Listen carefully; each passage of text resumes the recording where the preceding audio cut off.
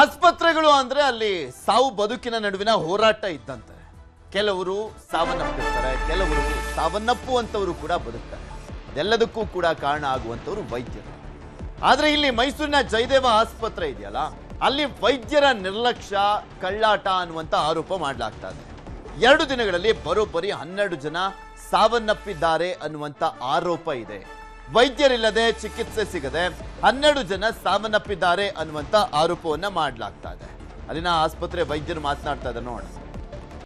ಹೆಚ್ಚಿನ ಸಂಖ್ಯೆ ನಮ್ಗೆ ಬೇಕಾಗಿತ್ತು. ಫಾರ್ ಎಕ್ಸಾಂಪಲ್, ಹೌದು ಸರ್, ಸರ್ಕಾರ ರೆಕ್ರೂಟ್ ಮಾಡ್ಕೊಳ್ಳೋಕೆ ರೆಡಿ ಇದೆ. ಆದರೆ ಡಾಕ್ಟರ್ಸ್ ಜಾಯಿನ್ ಆಗ್ಲಿಕ್ಕೆ ಈ ಪರ್ಟಿಕ್ಯುಲರ್ ಪಾಯಿಂಟ್ ಏನಂದ್ರೆ ಈ ತಿಂಗಳಿದೆಯಲ್ಲ, ಮುಂದಿನ ತಿಂಗಳು ಅವರೆಲ್ಲರಿಗೂ ಪೋಸ್ಟ್ ಗ್ರಾಜುಯೇಟ್ ಎಂಟ್ರೆನ್ಸ್ ಎಕ್ಸಾಮ್ ಇದೆ. ಆಗಸ್ಟ್ಗೆ ಎಂಟ್ರೆನ್ಸ್ ಇದೆ. ಅವರೆಲ್ಲರೂ ಓದ್ತಾ ಇರ್ತಾರೆ ಈ ಟೈಮಲ್ಲಿ. ಸೊ ನಮಗೆ ಈ 2 ತಿಂಗಳು ನಮಗೆ ಜೂನಿಯರ್ ಡಾಕ್ಟರ್ಸ್ ಸಿಕ್ಕೋದಿಲ್ಲ.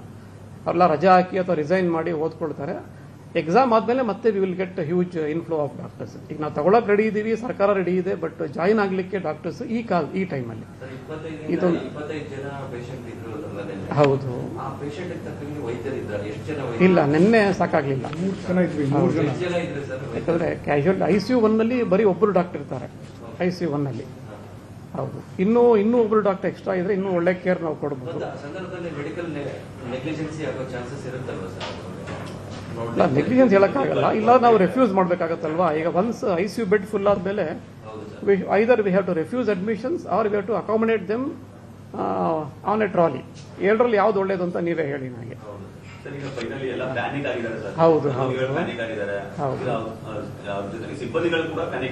ಹೌದು ಅಲ್ಲ, ನಮಗೂ ಇದೊಂಥರ ಡಿಮಾರಲೈಸಿಂಗ್ ಇದು. ಇಷ್ಟ ನೆನ್ನೆನೂ ನಾನು ಅಷ್ಟೇ, ನಿನ್ನೆ ರಾತ್ರಿ ನಾನು ಹೋಗಿದ್ದು ರಾತ್ರಿ 10 ಗಂಟೆ ಹಾಸ್ಪಿಟಲಿಂದ ಹೋಗಿದ್ದು.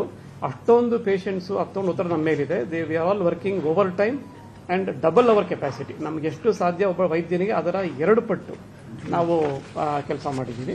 ಈಗ ನಾನು ಜೂನ್ 1 ತಿಂಗಳು ಡೆತ್ತನ್ನು ನಾನು ಕೊಡ್ತೀನಿ. ಕೆಲವು ದಿವಸ 0 ಡೆತ್ಸು, ಕೆಲವು ದಿನ ಬರೀ 1 ಡೆತ್ತು, 2, 4. ಇದು ನಿನ್ನೆ ಒಂದೇ ದಿವಸ 11 ಡೆತ್ ಆಗಿರೋದು. ಅದರ್ವೈಸ್ ಜೂನ್ ಫುಲ್ ಡೇಟಾ ನಿಮಗೆ ನಾನು ಕೊಡ್ತೀನಿ, ಆಯ್ತಾ. ದಿನವಹಿ ಇದು ಅಡ್ಮಿಷನ್ ಎಷ್ಟು, ಫಾರ್ ಎಕ್ಸಾಂಪಲ್ 63 ಜನ ಅಡ್ಮಿಟ್ ಆದರೆ 1 ಡೆತ್ ಆಗಿದೆ.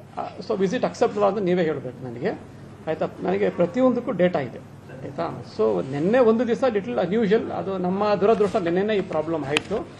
ಸೊ ಬಟ್ ವೈದ್ಯರು ಎಲ್ಲರೂ ಡ್ಯೂಟಿ ಮೇಲೆ ಇದ್ದರು.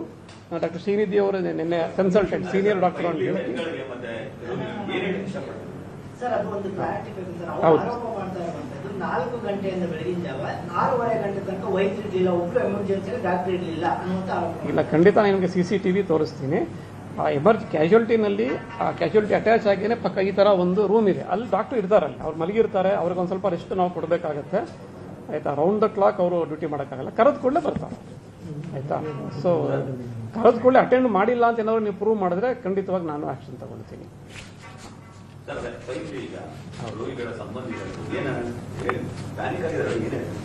ಹೌದು, ಯಾಕಂದ್ರೆ ನಾವು ಇಲ್ಲಿ ಬರ್ತಾ ಇರೋಂತಹ ಪೇಷಂಟ್ಗಳ ಸಂಖ್ಯೆಗೆ ಖಂಡಿತವಾಗಿ ವೈದ್ಯರ ಡಿಫಿಷಿಯನ್ಸಿ ಇದೆ.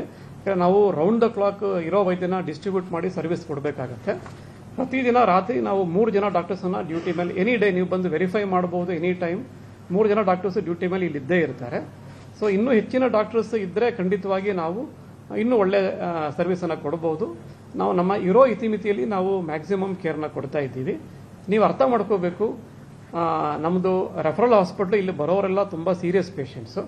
ಆಮೇಲೆ ಎಲ್ಲ ಸೀರಿಯಸ್ ಕೇಸು ನಾವು ಒಂದು ಕಡೆ ಹಾಕೊಂಡಿರ್ತೀವಿ. ಈಗ ICU 1 ಎಲ್ಲಿ ಡೆತ್ ಆಗ್ತಾ ಇದೆ, ನಮಗಿರೋ 5-6 ಫ್ಲೋರ್ ಪೇಷಂಟ್ಸ್ ಅಲ್ಲಿ most serious patients will be in ICU 1 area. ಅಲ್ಲಿ ನಮಗೆ ಡೆತ್ ಕಾಣ್ತಾ ಇರೋದು, ಅಲ್ಲಿ ಕೂತಿರೋರಿಗೆ ಎಲ್ಲ ಸಾಯ್ತಾ ಇದ್ದಾರೆ, ಬರೋರು ಸಾಯ್ತಾ ಅಂತ ನಾವು ಕಾಣ್ತಾ ಇರುತ್ತೆ. ನಾವು ಯಾರು ಸಾಯ್ಬೋದು ಅಂತ ನಮ್ಗೆ ಅನುಮಾನ ಇರುತ್ತೆ, ಅವರನ್ನು ಮಾತ್ರ ಅಲ್ಲಿ ಹಾಕೊಂಡಿರ್ತೀವಿ ನಾವು. ಹಾಗಾಗಿ ಅಲ್ಲಿ ತುಂಬ ಸಾವು ಕಾಣ್ತಾ ಇರುತ್ತೆ. ಬಟ್ ನೀವು ಡೇಟಾ ತಗೊಂಡು ನೋಡ್ಬೋದು ಎಷ್ಟು ಜನ ಪರ್ ಡೇ ಸತ್ರು ಅಂತ. ನಾನು ನಿಮಗೆ 10 ವರ್ಷದ ಡೇಟಾ ನಿಮಗೆ ನಾನು ಕೊಡ್ತೀನಿ, ಆಯ್ತಾ. ಸೊ ಅದರಲ್ಲಿ ನಾನು ಈ ವರ್ಷದಲ್ಲೂ ಈ ತಿಂಗಳಲ್ಲೂ 3ರಿಂದ 6 ಡೆತ್ ಆಗಿದೆ per day out of 60 admissions. So ಅದನ್ನು ನೀವು ನೋಡ್ಕೊಳ್ಬೋದು. ನೀವು ಯಾರು ಪ್ಯಾನಿಕ್ ಆಗೋ ಅವಶ್ಯಕತೆ ಇಲ್ಲ. ಸೊ ನಾವು ಮ್ಯಾಕ್ಸಿಮಮ್ ಕೇರ್ ಕೊಡ್ತಾ ಇದ್ದೀವಿ. ಕ್ಯಾಶುಯಾಲಿಟಿಲಿ ಇಷ್ಟು ಬೇಗ ಟ್ರೀಟ್ಮೆಂಟ್ ನಿಮಗೆಲ್ಲೂ ಸಿಕ್ಕೋದಿಲ್ಲ. 24 ಗಂಟೆ ಡಾಕ್ಟರ್ಸ್ ಕ್ಯಾಶುಯಾಲಿಟಿನಲ್ಲಿ ಇರ್ತಾರೆ. ನೀವು ಯಾವಾಗ ಬೇಕು ನಿಮ್ಮ ವೆರಿಫಿಕೇಶನ್ ನೀವು ಬಂದು ಮಾಡ್ಕೊಳ್ಬಹುದು. CCTV ನೀವು ನೋಡಬಹುದು. ಅದು ಪ್ಯಾನಿಕ್ ಆಗೋ ಅಗತ್ಯ ಇಲ್ಲ. ನಮ್ಮ ಇತಿಮಿತಿನಲ್ಲಿ ಸರ್ಕಾರಿ ಆಸ್ಪತ್ರೆ ಸ್ವಲ್ಪ ಇತಿಮಿತಿ ಇರುತ್ತೆ, ಅದರಲ್ಲಿ ನಾವು ಮ್ಯಾಕ್ಸಿಮಮ್ ಕೇರನ್ನು ನಾವು ಕೊಡ್ತಾ ಇದ್ದೀವಿ. ಸೊ ದಯವಿಟ್ಟು ಪ್ಯಾನಿಕ್ ಆಗಬೇಡಿ. ನಮ್ಮ ಆಸ್ಪತ್ರೆಯಲ್ಲಿ ಇಷ್ಟು ವರ್ಷ ನೀವೆಲ್ಲ ವಿಶ್ವಾಸ ಇಟ್ಟಿದ್ದೀರಿ.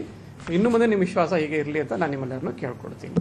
ಮತ್ತು ನಿನ್ನೆ ವಿಡಿಯೋ ಮಾಡಿ ಹಾಕಿದ್ದ ಪೇಷಂಟು 70 ವರ್ಷದ ಪೇಷಂಟು, ಅವರು ಬೆಳಗ್ಗೆ 6 ಗಂಟೆಗೆ ಹಾರ್ಟ್ ಅಟ್ಯಾಕ್ ಆಗಿದೆ. ಅವ್ರು ಬಂದಿದ್ದು ಸಂಜೆ 6 ಗಂಟೆಗೆ. ಅವ್ರು 12 ಗಂಟೆ ಡಿಲೇ ಮಾಡಿದ್ದನ್ನು ಅವರು ಬಿಟ್ಟರು. ಅವರು ನಾವು ಹೇಳ್ತೀವಿ ಗೋಲ್ಡನ್ ಅವರ್ ಅಂತ ಹೇಳ್ತೀವಿ ಹಾರ್ಟ್ ಅಟ್ಯಾಕಲ್ಲಿ. ಅಂದರೆ ಹಾರ್ಟ್ ಅಟ್ಯಾಕ್ ಆಗಿ ಎದೇನೋ ಬಂದು ವಿತಿನ್ 1 ಅವರ್ ಹಾಸ್ಪಿಟ್ಲಿಗೆ ಬರಲಿಕ್ಕೆ ಸಾಧ್ಯವಾದರೆ ನಿಮ್ಮನ್ನು ನೀವು ಉಳ್ಕೊಳ್ಳೋ ಸಾಧ್ಯತೆ ಹೈ ಆಗಿ ತುಂಬ ಜಾಸ್ತಿ ಇರುತ್ತೆ. ಆ ಪೇಷಂಟು ಬಂದಿದ್ದು 12 ಗಂಟೆ ತಡ. ಈಗಾಗಲೇ ಹಾರ್ಟ್ ಅಟ್ಯಾಕ್ ಆಗಿ ಡ್ಯಾಮೇಜ್ ಆಗಿತ್ತು. ಹಾರ್ಟ್ದು ಫಂಕ್ಷನ್ಸು 30% ಇಳಿದಿತ್ತು. ಆಗಲೇ ಉಸಿರಾಡೋಕ್ಕೆ ಆಗಲ್ಲ, ಇನ್ನೇನು ಸತ್ತು ಅನ್ನೋ ಸ್ಟೇಜಿಗೆ ಅವ್ರು ಕರ್ಕೊಂಡು ಬಂದಿದ್ರು ಪೇಷಂಟ್. ಹಾಗಾಗಿ ಅವ್ರು ತೀರ್ಕೊಂಡ್ರು. ಸೊ ಈ ಆಗಿರೋ ಪೇಷಂಟ್ ಕಡೆಯಿಂದ ಆಗಿರುವಂತಹ ತಪ್ಪು ಅಥವಾ ಡಿಲೇನ ಅವರು ಬಿಟ್ಬಿಟ್ರು. ಸೊ ನಮ್ಮ ಹಾಸ್ಪಿಟ್ಲ್ ಮೇಲೆ ಆರೋಪ ಮಾಡ್ತಾ ಇದ್ದಾರೆ.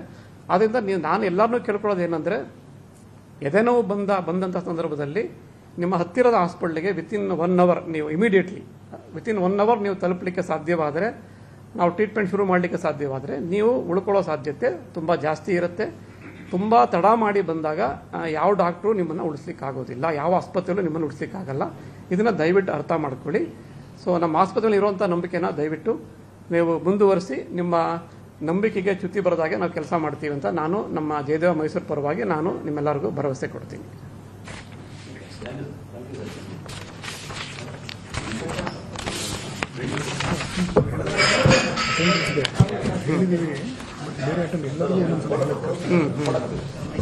ಯಾವ್ದು ಬೇಕು?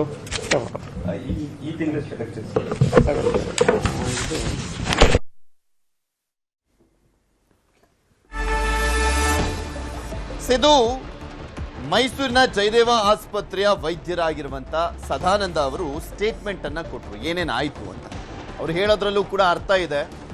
ಆಸ್ಪತ್ರೆ ಅಧೀಕ್ಷಕರಾಗಿರುವಂತ ಸದಾನಂದ ಅವರು, ಯಾಕೆಂದ್ರೆ ತುಂಬಾ ಸೀರಿಯಸ್ ಪೇಷಂಟ್ಸ್ ಕೊನೆ ಹಂತದಲ್ಲೆಲ್ಲ ಬಂದಂತ ಸಂದರ್ಭದಲ್ಲಿ ICUನಲ್ಲಿ ಅಡ್ಮಿಟ್ ಮಾಡಿ ಟ್ರೀಟ್ಮೆಂಟ್ ಅನ್ನ ಕೊಡ್ತಾ ಇರ್ತೀವಿ. ಎಷ್ಟು ಜನ ಅಡ್ಮಿಟ್ ಆಗ್ತಾರೆ ಅನ್ನುವಂಥದ್ದು ಕೂಡ ಇಂಪಾರ್ಟೆಂಟ್ ಅಲ್ವಾ? ಈಗ ಜೂನ್ 1ನೇ ತಾರೀಕು 0 ಸಾವಾಗಿದೆ, ಜೂನ್ 2ನೇ ತಾರೀಕು 1 ಸಾವಾಗಿದೆ. ಪ್ರತಿ ದಿನನೂ ಕೂಡ ಒಂದೊಂದು ರೀತಿಯಾಗಿ ಲೆಕ್ಕಗಳಿರ್ತವೆ.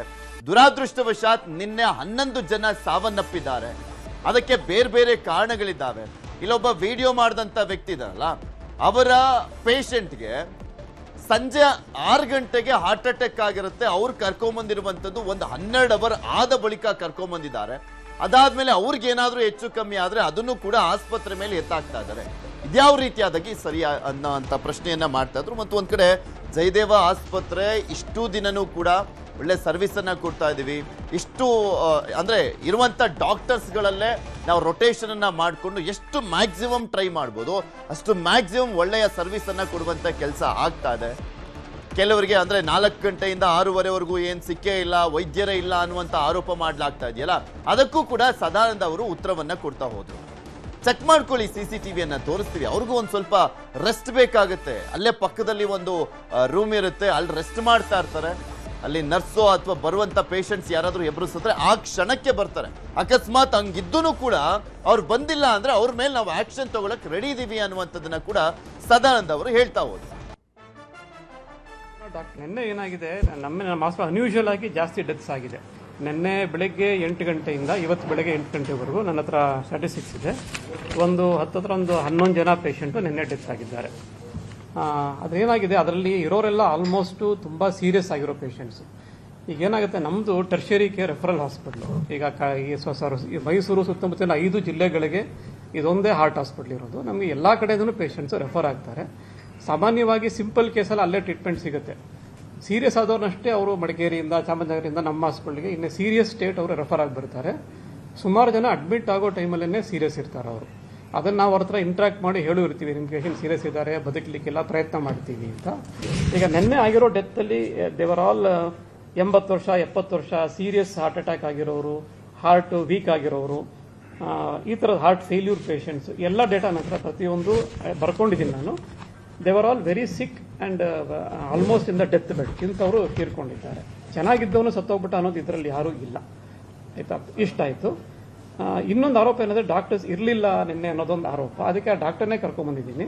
ಆಯಿತಾ, ಇವರು doctor Srinidhi, he was on duty yesterday. ನಿನ್ನೆ 24 ಅವರ್ಸ್ ಅವರೇ ಹಾಸ್ಪಿಟಲ್ ಇದ್ದರು, ಇಲ್ಲೇ ಮಲಗಿದ್ರು. ಪೇಷಂಟ್ ರಿಲೇಟಿವ್ಸ್ ಯಾರು ಆರೋಪ ಮಾಡಿದ್ರು ಅವ್ರ ಹತ್ರನೂ ಅವ್ರು ಇಂಟ್ರಾಕ್ಟ್ ಮಾಡಿದ್ದಾರೆ. ನಮ್ಮ ಹತ್ರ CCTV ಫುಟೇಜ್ ಎಲ್ಲ ಇದೆ. ಆಮೇಲೆ ಇನ್ನೂ 2 ಡಾಕ್ಟರ್ಸ್, ಒಬ್ಬರು DM ಮಾಡ್ತಾ ಇರೋ ಪೋಸ್ಟ್ ಗ್ರಾಜುಯೇಟ್, ಅಂದರೆ ಅವ್ರ ಕ್ವಾಲಿಫಿಕೇಶನ್ MBBS, ಅದಾದಮೇಲೆ MD, ಒಂದು 2 ವರ್ಷ ಆಗಲೇ DM ಕೋರ್ಸ್, ಇನ್ನು 1 ವರ್ಷಕ್ಕೆ ಅವರು ಡಿಗ್ರಿ ತಗೋತಾರೆ DM.